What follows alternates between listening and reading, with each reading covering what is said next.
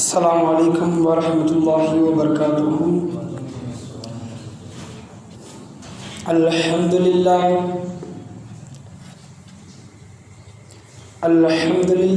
رب العالمین والعاقبۃ للمتقین، الصلاۃ والسلام علی سید الانبیاء والمرسلین وعلی آلہ وصحابہ اجمعین، اما بعد فاعوذ باللہ من الشیطان الرجیم، بسم اللہ الرحمن الرحیم، ان اولیاؤہ الا المتقون ھدی للمتقین، صدق اللہ و مولانا رسولہ النبی الامین المکین الکریم، وعلی آلہ الشاہدین والشاکرین والحمد للہ رب العالمین۔ تقریر کا آغاز کرنے سے پہلے بہتر اور مناسب ہے کہ ہم اور آپ مل کر غربت خضران میں آرام فرمانے والے آقا حضور مکی مدنی تاجدار مدینہ سرور قلب و سینہ جناب احمد مجتبی محمد مصطفیٰ صلی اللہ علیہ وسلم کی بارگاہ گوہر بار میں درود و سلام کا ہدیہ نچھاور کریں۔ پڑھیے باواز بلند، اللہم صلی علی سیدنا و مولانا محمد و علی آل محمد مبارک سلیم صلی علیہ، اور ایک مرتبہ نبی اور آل نبی کی بارگاہ میں درود و سلام کا ہدیہ نشان کریں۔ اللہم صلی علی محمد و علی آل محمد وبارک سلیم صلی علیہ، الصلاۃ والسلام علیک یا رسول اللہ صلی اللہ علیہ وسلم۔ خطبے کے بعد میں نے آپ کے سامنے سورہ انفال کی آیت 90 پاری کی آیت تلاوت فرمائی۔ اللہ تبارک و تعالیٰ سورہ انفال 90 پارے میں ارشاد فرما رہا ہے، اعوذ باللہ من الشیطان الرجیم، بسم اللہ الرحمن الرحیم، ان اولیاؤہ الا المتقون۔ اللہ فرماتا ہے سورہ انفال میں متقی اور پرہیزگار، اور اولیاء تو پرہیزگار ہی ہیں، یعنی اللہ تبارک و تعالیٰ کے جو ولی ہیں، اللہ تبارک و تعالیٰ کے جو خاص بندے ہیں، ان اولیاؤہ الا المتقون، جو اللہ کے ولی ہوتے ہیں وہ بے شک متقی اور پرہیزگار ہوتے ہیں۔ اور جیسا کہ پچھلے جمعہ میں ایک آیت میں نے آپ کے سامنے ارشاد فرمایا سورہ بقرہ کی، ھدی للمتقین، یعنی جو متقی اور پرہیزگار ہیں وہی لوگ کامیاب ہیں، ہدایت پر ہیں۔ اللہ تبارک و تعالیٰ نے ان کے مقدر میں ہدایت لکھی ہے۔ اور حضور سیدنا غوث الاعظم رضی اللہ تعالیٰ عنہ کا یہ مقدس مہینہ چل رہا ہے ربیع الاخر، اور جیسا کہ میں نے آپ کے سامنے اللہ تبارک و تعالیٰ کے ولیوں کی نشانی، اللہ تبارک و تعالیٰ کے ولی کون ہوتے ہیں، ان کی صفات پچھلے جمعہ میں نے آپ کے سامنے بیان کیا۔ آج حضور سیدنا غوث الاعظم رضی اللہ تعالیٰ عنہ کے متعلق، ان کے تقویٰ و پرہیزگاری کے متعلق میں یہاں پر بیان کرنے کے لیے کھڑا ہوا ہوں۔ دیکھیے حضور سیدنا غوث الاعظم رضی اللہ تعالیٰ عنہ کے اگر ہم خاندان پر نظر ڈالتے ہیں تو بہت سے لوگ ولایت کے مقام پر ہمیں نظر آتے ہیں، چاہے حضور صلی اللہ تعالیٰ حضور غوث اعظم رضی اللہ تعالیٰ عنہ کے والدین ہوں، نانا ہو یا پھر دادا ہو یا پھر پھوپھی جان ہو۔ اللہ تبارک و تعالیٰ نے حضور سیدنا غوث اعظم رضی اللہ تعالیٰ عنہ کے خاندان والوں میں سے بہت سے لوگوں کو ولایت کا مقام عطا کیا، اور اسی وجہ سے حضور سیدنا غوث اعظم رضی اللہ تعالیٰ عنہ کی ولایت دنیا میں اتنی مشہور ہوئی، اور تا قیامت تک ان کی ولایت کا چرچا چلتا رہے گا۔ آج ہم یہ رونا روتے ہیں کہ ہماری نسل کیا ہے، اور ہمارے بچے ہمارا کہنا کیوں نہیں مانتے، ہمارے بچے ہمارے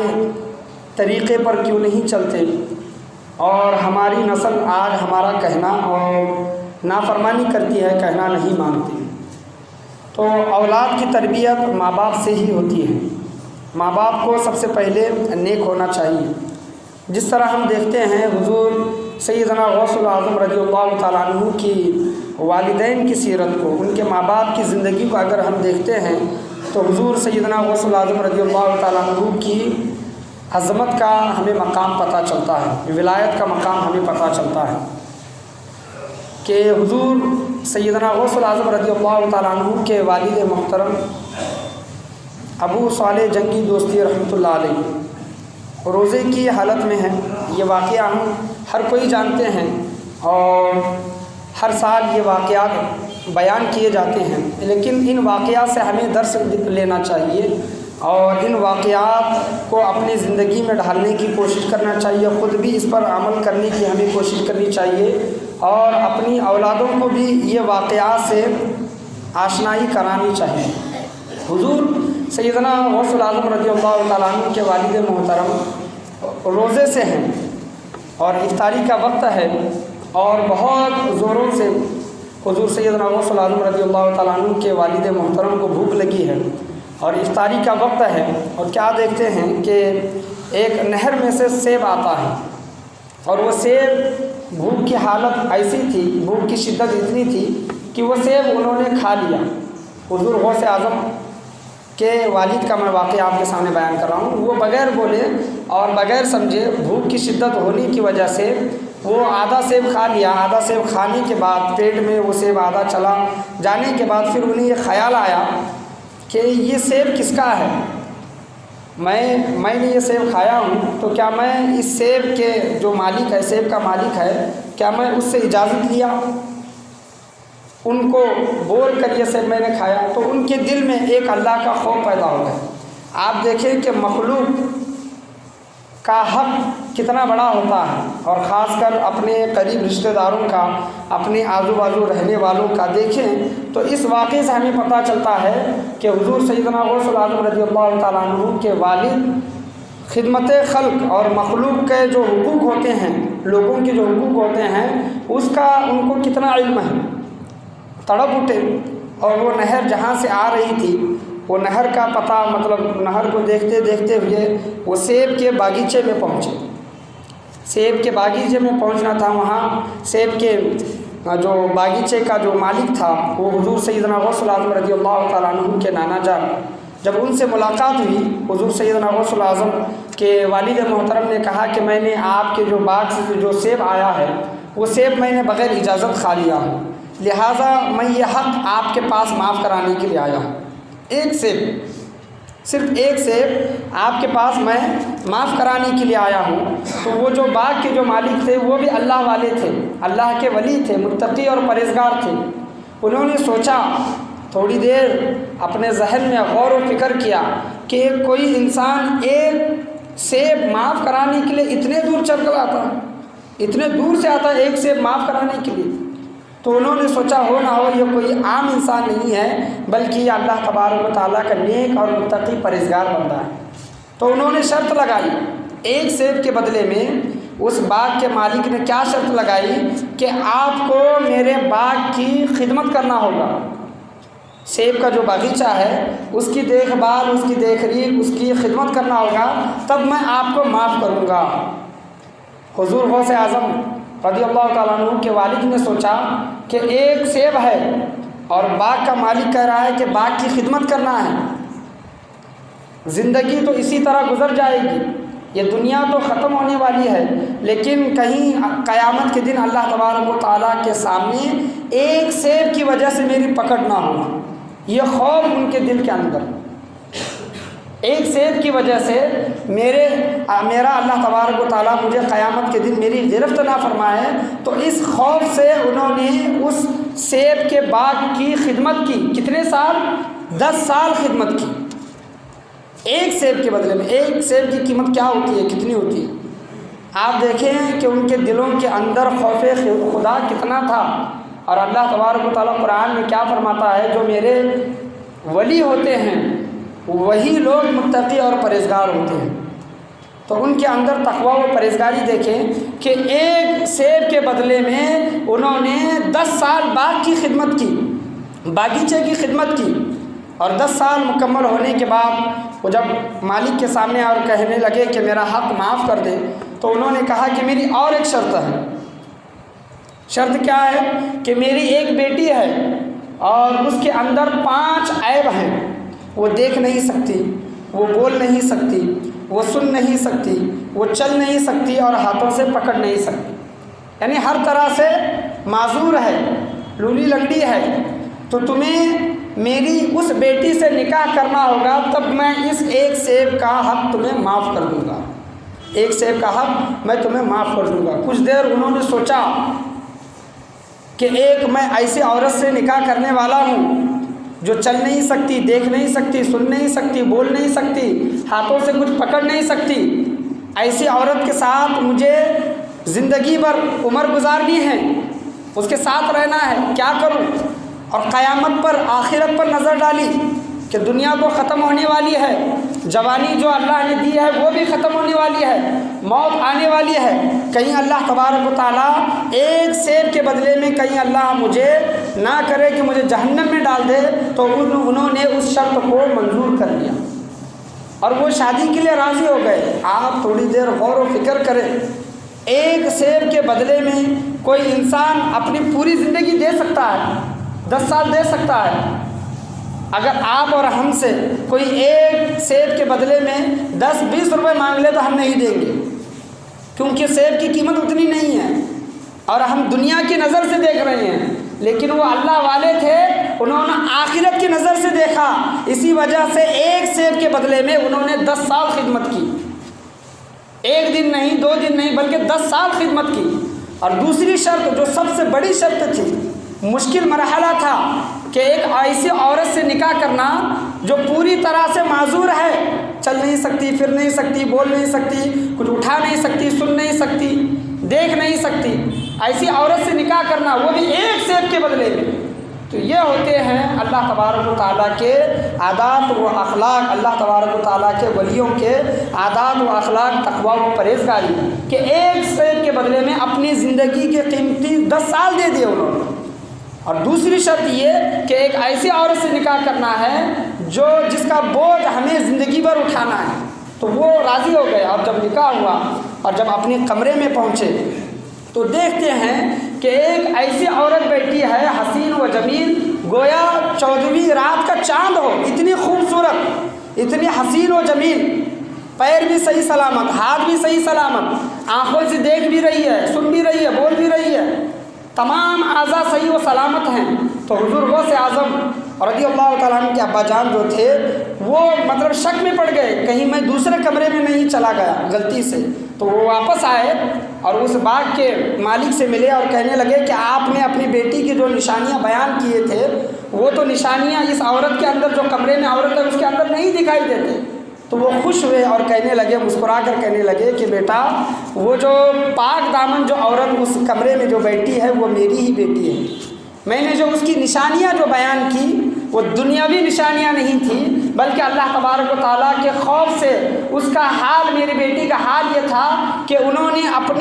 میری بیٹی نے اپنی آنکھوں سے کبھی غلط چیز نہیں دیکھی، اپنی زبان سے کبھی بھی گناہ کے الفاظ نہیں نکالے، اپنے کانوں سے کبھی گناہ کے لفظ الفاظ نہیں سنے، کبھی بھی اپنے قدم گناہ کی طرف نہیں لے کر گئے، اپنے ہاتھوں سے میری بیٹی نے کبھی بھی گناہ نہیں کیا، یہ علامتیں اس کے اندر تھی۔ اسی وجہ سے میں تجھے آزمانا چاہتا تھا، اسی وجہ سے میں نے صرف یہ کہا کہ میری بیٹی چل نہیں سکتی، ہاتھوں سے پکڑ نہیں سکتی، آنکھوں سے دیکھ نہیں سکتی، زبان سے بول نہیں سکتی، کانوں سے سن نہیں سکتی، میں دیکھنا چاہتا تھا تو اس امتحان میں کامیاب ہوتا ہے کہ نہیں۔ سبحان اللہ۔ تو حضور سیدنا غوث الاعظم رضی اللہ تعالیٰ عنہ کے والد محترم کے تقویٰ و پرہیزگاری کا یہ حال ہے کہ ایک سیب کے بدلے میں انہوں نے 10 سال باغیچے کی خدمت کی، ایک ایسی عورت سے نکاح کرنے کا انہوں نے مطلب ارادہ کیا جو کہ انہیں بتایا نہیں گیا تھا کہ یہ عورت معذور ہے۔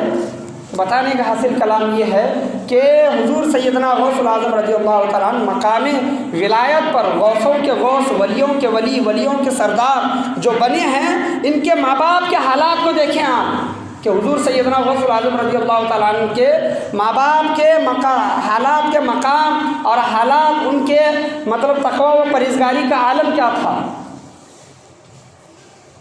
تو ایسے جو لوگ جو ملتے ہیں تو ان کی اولادیں ایسی پیدا ہوتی ہیں۔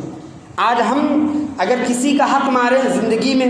چاہے وہ اپنے سگے بھائی بہن ہوں، ہمارے رشتہ دار ہوں، یا پھر کسی سے قرض ادار وغیرہ جو بھی ہماری زندگی کے ہم معاملات ہم کرتے ہیں، ہم معاملات کرتے ہیں، اللہ کی نافرمانی کرتے ہیں، اللہ کے رسول کے نافرمانی کرتے ہیں، اور کہتے ہیں کہ ہماری زندگی میں سکون نہیں ہے۔ سکون کس طرح آئے گا جب ہم نے اللہ کی نافرمانی کی ہے؟ آج ہم رونا روتے ہیں کہ ہمارے بچے نیک نہیں ہیں، ہمارے بچے ہمارا کہنا نہیں مانتے۔ کیسے آپ کا کہنا مانیں گے جب ہم نے اللہ تبارک و تعالیٰ اور اس کے رسول کے نافرمانی کی ہے، شریعت کے مطابق ہم نے زندگی نہیں گزاری، تو بچے ہمارے کہنا کیوں کر مانیں گے؟ تو حضور سیدنا غوث الاعظم رضی اللہ تعالیٰ عنہ کے مقام ولایت کا عالم یہ ہے کہ ان کے ماں باپ کے تقوی و پرہیزگاری کو دیکھے۔ اللہ تبارک و تعالیٰ فرماتا ان اولیاءہ الا المتقون، جو اللہ کے ولی ہوتے ہیں وہ متقی اور پرہیزگار ہوتے ہیں۔ تو حضور سیدنا غوث الاعظم رضی اللہ تعالیٰ عنہ کے ماں باپ کے تقوی و پرہیزگاری کا عالم یہ تھا۔ تو ہم بھی زندگی گزاریں، اپنے بچوں کے سامنے زندگی گزاریں۔ ہم مسجد میں لوگوں کے سامنے نیک بنے پھرتے ہیں، لیکن ہم جب اپنے گھر میں جاتے ہیں تو ہمارا حال کچھ اور ہو جاتا ہے۔ ہم گھر میں ایک اور باہر ایک نظر آتے ہیں۔ اور بہت سے لوگوں نے مطلب یہ کہتے ہیں کہ ہم اپنے بچوں کو کہتے ہیں کہ پڑھو پڑھو پڑھو، لیکن ہمارے بچے پڑھتے ہی نہیں۔ ایک واقعہ میں آپ کے سامنے بیان کرنا چاہوں کہ ہمارے بچے ہمارا کہنا کیوں نہیں مانتے۔ تو ایک ٹرین میں کچھ بچے کھیل رہے تھے، لیکن ایک بچی تھی وہ پڑھ رہی تھی، کتاب پڑھ رہی تھی۔ تو وہ کھیلنے والے بچوں کے ماں باپ نے پڑھنے والی بچی کے ماں باپ سے کہا کہ آپ کی بچی پڑھ رہی ہے، آپ کی بچی پڑھ رہی ہے، ہماری بچیاں نہیں پڑھ رہی، کھیل رہی ہے، اس کی وجہ کیا ہے؟ ہم بھی کہتے ہیں اپنے بچوں کو پڑھو، آپ بھی کہہ رہی ہیں اپنے بچوں کو پڑھو، لیکن آپ کا بچہ آپ کا کہنا مان رہا ہے، ہمارے بچے ہمارا کہنا نہیں مانتے۔ تو اس بچی پڑھنے والی بچی کی ماں نے کہا کہ میری بچی اس وجہ سے پڑھتی ہے کیونکہ میں ہمیشہ میری بچی کے سامنے کتاب کھول کر بیٹھتی ہوں، ہمیشہ میں اپنے بچی کے سامنے کتاب کھول کر بیٹھتی ہوں اور پڑھتی ہوں۔ میری بچی دن بھر میرا پڑھنا دیکھتی ہے اور وہ دیکھ کر وہ خود بھی پڑھ رہی ہے۔ آپ صرف کہتے ہیں اور میں کر کے دکھا رہی ہوں، صرف بولنے سے کچھ نہیں ہوتا، کر کے دکھانا پڑتا ہے۔ ہمارا دیکھا دیکھی ہمارے بچے وہ دیکھتے ہیں اور پڑھتے ہیں۔ حضور سیدنا غوث الاعظم رضی اللہ تعالیٰ عنہ جب پیدا ہوئے اور جب مدرسے کا جانے کا جب وقت آیا، کم عمری میں 8 سال 10 سال کی عمر میں، اور استاد کے سامنے جب جا کر بیٹھے، یہ بھی واقعہ جانتے ہیں ہر کوئی لوگ، تو استاد نے کہا کہ بچے پڑھو اعوذ باللہ من الشیطان الرجیم۔ حضور غوث اعظم سے ان کے استاد نے کہا کہ بچے پڑھو اعوذ باللہ من الشیطان الرجیم۔ حضور غوث اعظم نے کہا کہ میرا یہ سبق نہیں ہے۔ تو استاد حیران، یہ بچہ تو پہلی بار مدرسے میں آیا ہے اور یہ بچہ کہتا ہے کہ میرا یہ سبق نہیں ہے۔ تو استاد پہچان گیا، بچے کو پہچانا استاد نے، اور استاد نے کہا کہ بچے تیرا جہاں سے سبق ہے وہاں سے پڑھ۔ تو حضور سیدنا غوث الاعظم رضی اللہ عنہ سورہ فاتحہ الحمدللہ سے جب ابتدا کی تو 18 پارے مکمل کر کے رکے، پڑھنا شروع کیا، پہلے پارے سے لے کر 18 پارے تک منہ زبانی حضور سیدنا غوث الاعظم نے پڑھا، اور 18واں پاروا جب ختم ہوا وہاں پر آ کر رکے۔ استاد پریشان کہ بچہ تو پہلی بار آیا ہے، 8-10 سال کی عمر معلوم ہوتی ہے، اور اس بچے کو 18 پارے منہ زبانی حفظ کس طرح یاد ہیں؟ بچے سے پوچھا، استاد نے بچے سے پوچھا کہ اے بچے آگے پڑھ۔ تو حضور غوث اعظم نے کہا کہ مجھے اتنا ہی یاد ہے۔ تو استاد نے کہا کہ بچے تو پہلی بار مدرسے میں آیا ہے، عربی میں آیا ہے، مدرسے میں آیا ہے، اور تو کہیں سے پڑھا بھی نہیں، میں ہی تیرا پہلا استاد ہوں، پہلا مدرسے میں آیا ہے، اور تجھے 18 پارے یاد ہے، کس طرح؟ تو حضور سیدنا غوث الاعظم نے کہا کہ میری امی جان وہ نیک اور پارسا عورت جو کبھی گناہ کی طرف ان کے پیر نہیں گئے، اپنے ہاتھوں سے کبھی گناہ نہیں کیا، اپنے کانوں سے کبھی گناہ نہیں سنا، اپنے زبان سے کبھی گناہ کے الفاظ نہیں نکالے، اپنے آنکھوں سے کبھی گناہ ہوتا ہوا نہیں دیکھا، وہ عورت حضور سیدنا غوث الاعظم رضی اللہ تعالیٰ عنہ کی ماں، ان کے متعلق حضور غوث اعظم کہتے ہیں کہ میری ماں 18 پارے کی حافظہ ہے، میری ماں 18 پارے کی حافظہ ہے، میری ماں مجھے جب بھی دودھ پلاتی قرآن کی تلاوت کرتے ہوئے، اور روزانہ میری ماں 18 پارے تلاوت کیا کرتی تھی۔ میں جب پیٹ میں تھا، میری ماں کے پیٹ میں تھا، میری ماں کے وہ قرآن کو میں نے سماعت فرمایا، سنا، 18 پارے میں روزانہ سنا کرتا تھا۔ اور کبھی بھی 18 پارے پڑھے بغیر میری ماں نے مجھے دودھ نہیں پلایا۔ تو حضور غوث اعظم کہتے ہیں کہ میں نے اپنی ماں کی پیٹ میں 18 پارے سن کر وہ 18 پارے میں نے پیٹ ہی میں حفظ فرما لیے۔ سبحان اللہ۔ تو یہ حضور سیدنا غوث الاعظم رضی اللہ تعالیٰ عنہ کا مقام کا عالم ہے کہ ان کی ماں 18 پارے کی حافظہ ہے اور اپنے بچے کو دودھ پلانا ہوتا ہے تو 18 پارے پڑھے بغیر دودھ نہیں پلاتی۔ تو ایسے کے بچے ایسے پیدا ہوتے ہیں۔ آج ہمارا حال کیا ہے؟ آج کوئی عورت پریگننٹ ہے تو ٹی وی دیکھتی ہے، سیریلز دیکھتی ہے، لڑائی جھگڑا جو کچھ بھی معاملات ہے گناہ کے، شریعت کے خلاف کے جو کام ہے وہ دیکھتی ہے، بچے پر وہی اثر ہوتا ہے، وہی اثر ہوتا ہے۔ ٹیپو سلطان رحمۃ اللہ علیہ جو کہ اللہ ولی صفت انسان تھے، انہوں نے شیر کو چیرا، اپنے ہاتھوں سے شیر کے منہ کو چیرا۔ جب ان کی ماں سے پوچھا گیا کہ حضرت ٹیپو سلطان رحمۃ اللہ علیہ کے اندر اتنی طاقت کیسی آئی، تو ان کی ماں نے کہا کہ میں نے اپنے بچے کو جب بھی دودھ پلایا ہے وضو کر کے دودھ پلایا ہے، اسی وجہ سے میرے بیٹے کے اندر اتنی طاقت ہے۔ وضو کی اتنی اہمیت ہے، وضو کی باوضو رہنا بہت بڑا عمل ہے۔ حضور صلی اللہ علیہ وسلم فرماتے ہیں احادیث کریمہ میں، جو شخص ہمیشہ وضو کرتا ہے قیامت کے دن تمام امتیں ہوں گی لیکن میری امت وضو کی وجہ سے پہچانی جائے گی۔ سبحان اللہ۔ وضو کی وجہ سے میں اپنی امت کو پہچانوں گا۔ کس طرح؟ حضور فرماتے ہیں کہ میری امت جو آزاد ہوتی ہے، منہ، اپنے ہاتھ، اپنے پیر جو ہوتی ہے، وہ اعضاء لائٹ کی طرح، نور کی طرح قیامت کے دن میری امت کے اعضاء چمکیں گے، ہاتھ، منہ وغیرہ چمکیں گے۔ وہ چمکتے ہوئے چہروں سے حضور صلی اللہ علیہ وسلم فرماتے ہیں میں اپنی امت کو پہچان لوں گا۔ جب تک بندہ وضو میں رہتا ہے تو اللہ کے نیک فرشتے اس کے نامہ اعمال میں نیکیاں لکھتے رہتے ہیں جب تک وہ وضو میں ہے۔ تو وضو میں رہنا، اور جو مائیں وضو میں رہتی ہیں اور اپنے بچوں کو دودھ پلاتی ہے ان کے بچے آگے چل کر نیک اور صالح انسان بنتے ہیں۔ اور اسی طرح بابا فرید الدین گنج شکر رحمۃ اللہ علیہ، یہ جملہ میں ہمیشہ آپ کے سامنے بیان کرتا ہوں، آپ بھی اپنے گھر والوں کو یہ چیزیں بتائیں۔ حضور بابا فرید الدین گنج شکر رحمۃ اللہ علیہ اپنی ماں سے کہتے ہیں کہ امی جان، یہ ہمیشہ میں یہ جملہ کہتا ہوں، امی جان جب سے میں نے اپنے ہوش سنبھالا ہوں، جب سے مجھے ہوش آیا ہے، ہوش میں نے سنبھالا ہے، اچھے برے کی میرے اندر تمیز جو آ گئی ہے، امی جان اللہ رب العزت کی قسم میں نے تہجد کی نماز، ایک دن بھی تہجد کی نماز مجھ سے قضا نہیں ہوئی، تہجد کی نماز میں نے قضا نہیں کی۔ بابا فرید الدین گنج شکر رحمۃ اللہ علیہ کہتے ہیں۔ تو اس پر ان کی امی جان کہتی ہیں کہ بیٹا فرید، یہ تیرا کمال نہیں بلکہ میرا کمال ہے۔ اے بیٹا فرید، جب بھی میں نے تجھے دودھ پلایا ہے، وضو میں رہ کر تجھ کو دودھ پلایا ہے، وضو میں رہ کر تجھے دودھ پلانے کی یہ علامت اللہ تبارک و تعالیٰ نے یہ عنایت تجھ پر فرمائی ہے کہ تو آج متقی اور پرہیزگار ہے اور تہجد گزار ہے۔ ماں باپ نیک ہیں تو بچے بھی نیک بنتے ہیں۔ حضور سیدنا غوث الاعظم رضی اللہ تعالیٰ عنہ کی سیرت سے، ان کے ماں باپ کی سیرت سے ہمیں یہ پتہ چلتا ہے۔ پڑھیے ایک مرتبہ درود شریف، اللہم صلی علی سیدنا و مولانا محمد و بارک وسلم صلی علیہ الصلاۃ والسلام علیک یا رسول اللہ صلی اللہ تعالیٰ علیہ وسلم۔ حضور غوث اعظم رضی اللہ تعالیٰ عنہ کے خاندان اور ان کی پھوپھی جان، حضور واقعہ آتا ہے کہ حضور سیدنا غوث الاعظم رضی اللہ تعالیٰ عنہ کی پھوپھی جان کے معاملات میں وہ بھی اللہ تبارک و تعالیٰ کی نیک ولیہ تھی، اور قحط سالی، شہر جیلان میں قحط سالی پڑی تھی اور بارش نہیں ہو رہی تھی، دشکاڑ پڑا تھا، تو لوگ حضور سیدنا غوث الاعظم رضی اللہ تعالیٰ عنہ کے پھوپھی جان کے پاس آئے۔ میں بتا اس لیے رہا ہوں کہ حضور سیدنا غوث الاعظم صرف ایک اللہ تبارک و تعالیٰ کے ولی نہیں گزرے ہیں، ان کے خاندان میں جتنے بھی تھے، ان کے بھائی، ان کے بچے، ان کے دادا، ان کے نانا، ان کے ماں باپ، وہ بھی مقام ولایت پر فائز تھے۔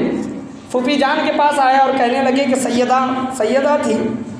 کہنے لگے کہ قحط سالی پڑی ہے، جانور مر رہے ہیں، انسان بھوک سے بلک رہے ہیں، لہٰذا اللہ کی بارگاہ میں دعا کر دیں کہ اللہ تبارک و تعالیٰ بارش کر دے۔ حضور غوث اعظم رضی اللہ تعالیٰ عنہ کی پھوپھی جان ان کا مطالبہ، ان کی گزارشوں کو سنتی ہے گاؤں والوں کے، اور حضور سیدنا غوث اعظم رضی اللہ تعالیٰ عنہ کی پھوپھی جان جھاڑو مارتی ہے، اپنے گھر کے سامنے، آنگن کے سامنے جھاڑو مارتی ہے،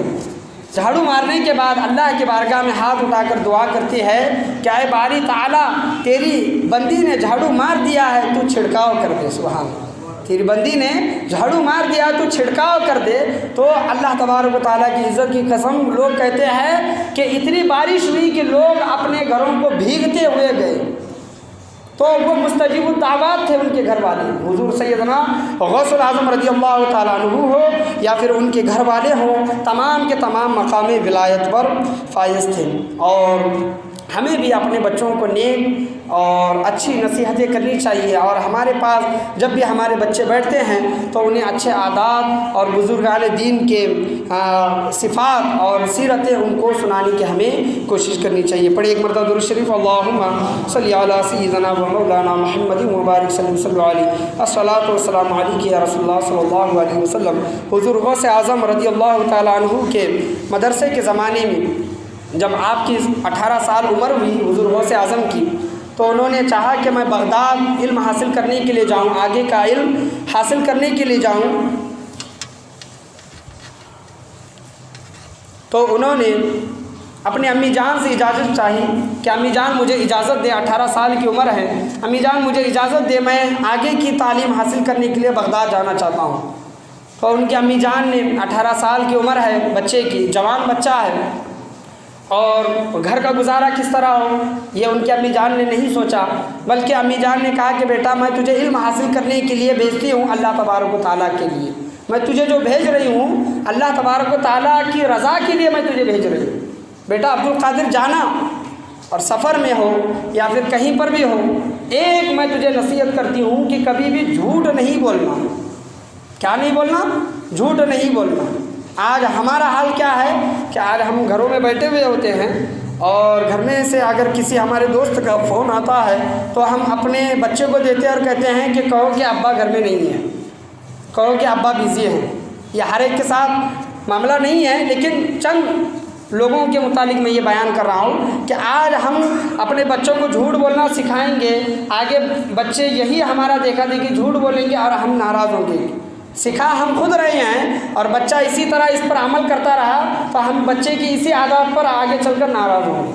تو بچہ ہمارا دیکھا دیکھی سیکھتے ہیں، گھر کے ماحول، گھر کا ماحول کیا ہے بچے پر اثر پڑتا ہے۔ آج اگر ہم گھر میں بیٹھ کر ٹی وی دیکھ رہے ہیں اور غلط چیزیں دیکھ رہے ہیں، اور ہمارا بچہ ہمارے ساتھ میں بیٹھ کر دیکھ رہا ہے، تو وہ بچہ ذمہ دار نہیں ہے، سب سے پہلے ہم ذمہ دار ہیں، بچے کو برائی کے راستے پر لے کر آنے والے۔ تو جو کچھ بھی گھر میں معاملات ہوں، ہم بیوی سے بات کر رہے ہیں تو محبت سے بات کریں، لڑائی جھگڑا نیچا دکھا کر بات نہ کریں۔ اگر ہم اپنی بیوی سے ایک دم بد کلامی کر رہے ہیں، نیچا دکھا کر بات کر رہے ہیں، تو بچہ وہ ہمارا دیکھے گا اور اپنی ماں سے اسی طرح کا رویہ اختیار کرے گا۔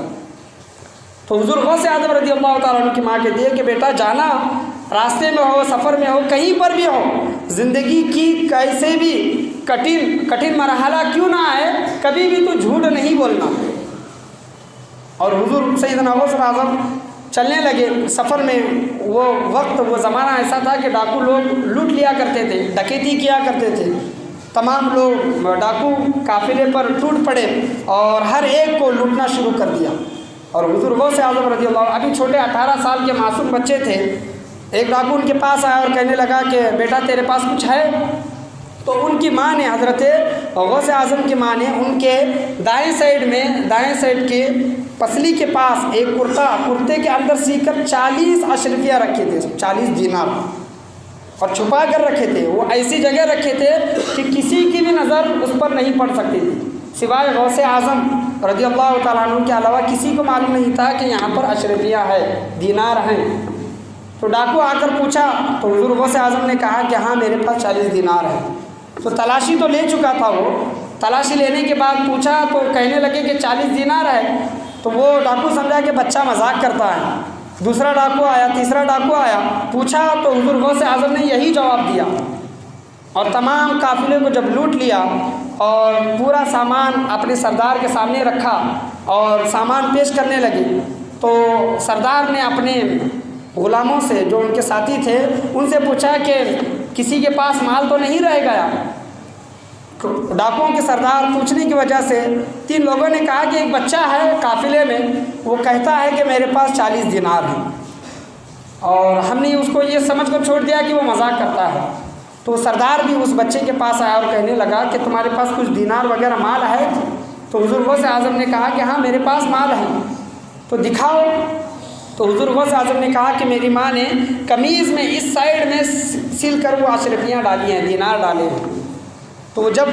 اس قمیض کو کھولا گیا جہاں پر وہ ٹانکے ڈالے گئے تھے تو صحیح میں وہاں پر 40 دینار تھے۔ تو سردار حیران اور پریشان، اور کہتا ہے کہ بچے، یہاں پر تمام قافلے والے اپنا مال بچانا چاہتے ہیں اور تو اپنا مال گنوانا چاہتا ہے۔ تو اس بچے حضرت عبد القادر جیلانی رحمۃ اللہ علیہ نے کہا کہ بچانا میں بھی چاہتا ہوں، میرا حق کا مال ہے، میری ماں نے کمائی کر کے مجھے دیا ہے، بچانا تو میں بھی چاہتا ہوں، لیکن میری ماں کا فرمان ہے کہ بیٹا عبد القادر تو کہیں پر بھی رہنا، کسی حال میں بھی رہنا، کبھی بھی اللہ کے لیے جھوٹ نہیں بولنا، جھوٹ نہیں بولنا۔ تو یہ 40 دینار میرے ماں کے فرمان کے سامنے کچھ بھی نہیں ہے، یہ 40 دینار میرے ماں کے فرمان کے سامنے کچھ بھی نہیں ہے۔ اگر میں جھوٹ بول دوں گا کہ میرے پاس کچھ بھی نہیں ہے تو میں نے جو اپنی ماں سے جو وعدہ کیا ہے وہ ماں سے وعدہ خلافی ہو جائے گا۔ تو سردار حضور سیدنا عبد القادر جیلانی رحمۃ اللہ علیہ کی بات سن کر، 18 سال کے بچے ہیں، کم سن عمر ہے، اس بچے کی بات سن کر وہ سردار رونے لگا کہ ہائے قسمت، تو اے بچے، تو نے اپنی ماں کی نافرمانی نہیں کی، اپنے ماں کے قول کو، اپنی ماں کی بات کو ہر جگہ پر عمل کیا، اور ایک ہم ہیں جو اتنے سالوں سے لوگوں کو لوٹ رہے ہیں اور اللہ کی نافرمانی کر رہے ہیں۔ اس کی دل کی دنیا بدل گئی، اس ڈاکو کی دل کی دنیا بدل گئی، اور وہ حضور غوث اعظم رضی اللہ تعالیٰ عنہ کے ہاتھوں پر بیعت ہوا اور کہنے لگا کہ بچے، میں تجھے گواہ بنا کر کہتا ہوں، آج اللہ کی بارگاہ میں سچے دل کے ساتھ توبہ و استغفار کرتا ہوں اور اپنے گناہوں سے رجوع کرتا ہوں، جو بھی میرے برے کام ہیں یہ تمام چیزوں کو میں چھوڑ دیتا ہوں۔ تو ڈاکو کا رونا دیکھ کر، حضور سیدنا غوث اعظم رضی اللہ تعالیٰ عنہ کے ہاتھ پر بیعت ہونا دیکھ کر، تائب ہونا دیکھ کر، اس کے جتنے بھی ساتھی تھے کہتے ہیں کہ سردار، ڈکیتی میں ہم آپ کے ساتھ تھے، نیکی میں بھی ہم آپ کے ساتھ ہیں، سبحان اللہ، نیکی میں بھی ہم آپ کے ساتھ ہیں۔ تو تمام کے تمام لوگ تائب ہوئے، رجوع کیا، اور حضور سیدنا غوث اعظم رضی اللہ تعالیٰ عنہ کے ہاتھ پر توبہ و استغفار کیا۔ اور حضور سیدنا غوث اعظم رضی اللہ تعالیٰ عنہ اپنی کتاب میں لکھتے ہیں کہ سب سے پہلے جو لوگوں نے میرے ہاتھ پر توبہ و استغفار کیا، اپنے گناہوں سے رجوع کیا، یہی وہ ڈاکو اور ان کے سردار، ڈاکوؤں اور ڈاکو کے سردار تھے۔ اور آنے والے وقت میں اللہ تبارک و تعالیٰ نے ان ڈاکو اور ڈاکوؤں کے سردار کو ولایت کا مقام عطا کیا، سبحان اللہ۔ حضور سیدنا غوث اعظم رضی اللہ تعالیٰ عنہ کے ہاتھ پر جو ڈاکوؤں نے توبہ و استغفار کیا تھا، گناہوں سے توبہ کی تھی، اللہ تبارک و تعالیٰ نے تمام لوگوں کو مقام ولایت عطا کیا۔ تو یہ حضور سیدنا غوث اعظم رضی اللہ تعالیٰ عنہ، آج میں بتانا چاہوں گا، پچھلے ہفتے بھی بتایا تھا کہ لوگ کرامتوں کو دیکھتے ہیں،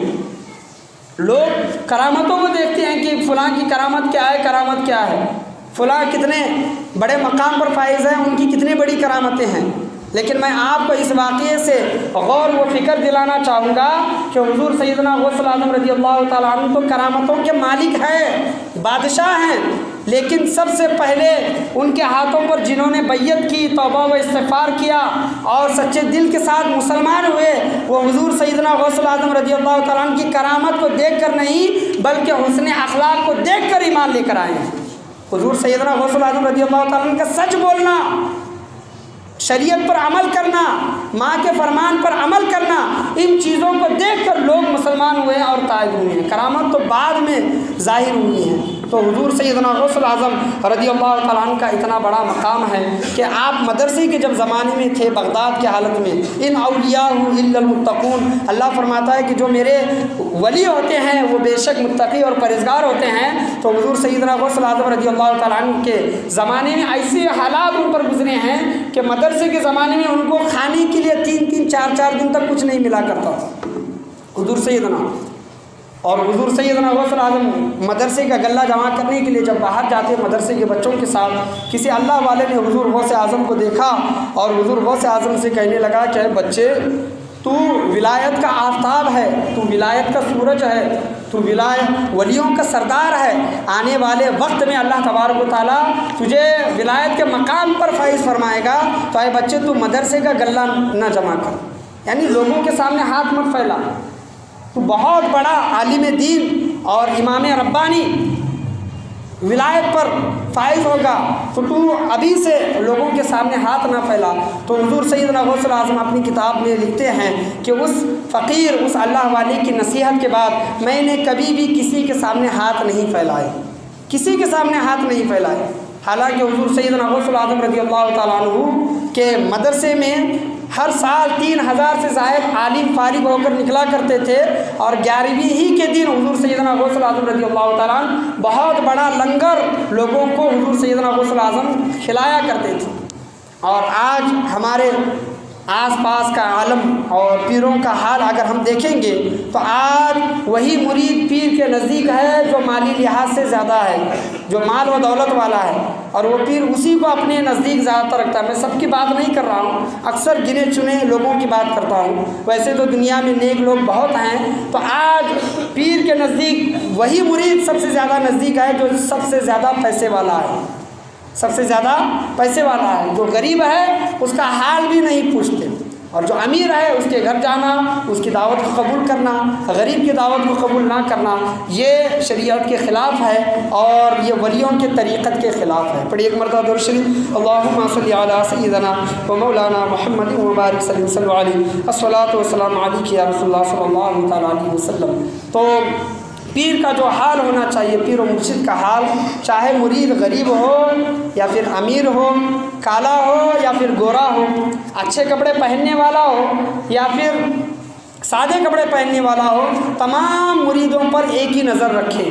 جس طرح سامنے والے مرید پر نظر ہے اسی طرح آخری والے مرید پر بھی نظر رکھیں۔ اللہ تبارک و تعالیٰ سے میں یہی دعا کرنا چاہوں گا کہ اللہ تبارک و تعالیٰ ہم تمام لوگوں کو حضور سیدنا غوث الاعظم رضی اللہ تعالیٰ عنہ کی سیرت کو اپنانے کی توفیق و رفیق عطا فرمائے۔ غوث اعظم رضی اللہ تعالیٰ عنہ کے ماں باپ کا حال کیا تھا، ان کی سیرت کیا تھی، اور ویسوں کے بچے کس طرح پیدا ہوتے ہیں اور کس مقام پر پہنچتے ہیں، ان تمام چیزوں کا اللہ تبارک و تعالیٰ ہمیں پڑھنے کی توفیق و رفیق عطا فرمائے اور ہمیں